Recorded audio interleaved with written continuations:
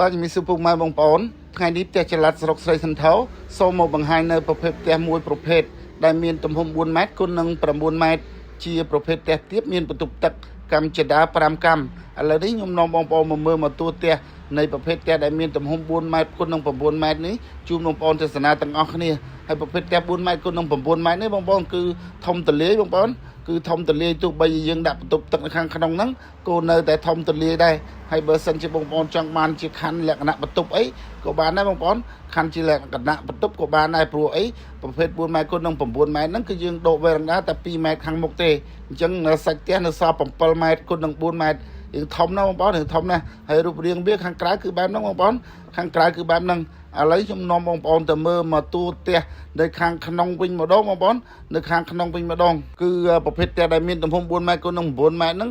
ប្រវែងវាវែងដល់ពេលអញ្ចឹងយើងធ្វើវេរ៉ាន់ដាហ្នឹងទំហំ2ម៉ែត្រគុណនឹង4ម៉ែត្រតែអានេះស៊ីសងលើបងប្អូនទេបងប្អូនបើបងប្អូនចង់បាន1ម៉ែត្រកន្លះក៏បាន1ម៉ែត្រក៏បាន2ម៉ែត្រក៏បាន2ម៉ែត្រកន្លះក៏បានដែរតែជាទូទៅ2ម៉ែត្រ2ម៉ែត្រកន្លះសម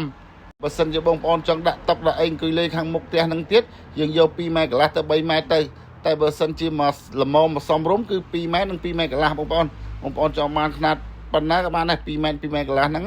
តើឥឡូវខ្ញុំនាំបងប្អូនទៅមើលទូផ្ទះខាងក្នុងទាំងអស់គ្នាគឺរៀងធំទលាយបែបហ្នឹងបងប្អូនគឺរៀងធំទលាយបែបហ្នឹងទោះបីជាយើងមានបន្ទប់ទឹកហើយក៏យើងអាចដាក់គ្រែបាន2ដែរបងប្អូនយើងអាចដាក់គ្រែបាន2ហើយបើសិនជាបងប្អូនចង់បាន2បន្ទប់ក៏បានចង់បាន1បន្ទប់ក៏បានដែរអានឹងស៊ីសូងលើបងប្អូននេះគ្រាន់ថាបើយើងយកមកបន្ទប់ថែម300បើយក2បន្ទប់អានឹងថែម500បងប្អូនហើយតម្រង់ក្នុងផ្ទះគឺបែបហ្នឹងបងប្អូនគឺទៅគឺស្អាតអត់បងប្អូនបើឃើញស្អាតបងប្អូនសូមជួយ like ជួយ share ជួយឲ្យបេះដូងផងសូមជួយ like ជួយ share ជួយឲ្យបេះដូងផងណាបងប្អូនហើយនៅក្នុងបន្ទប់ទឹកគឺបែបហ្នឹងបងប្អូនគឺយើងមាន